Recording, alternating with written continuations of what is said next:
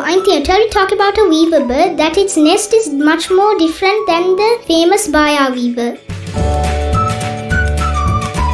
The streaked weaver. The streaked weaver is a species of weaver bird.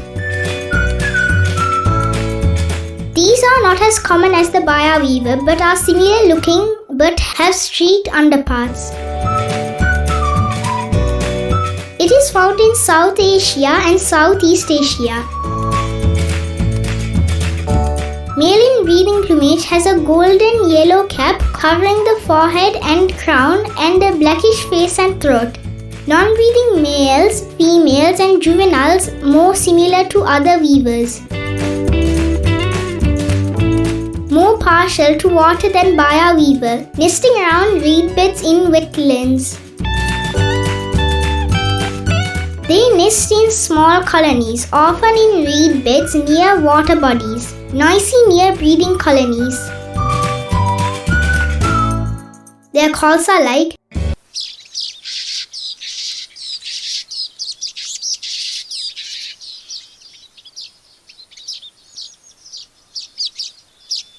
locally named wadujurulla.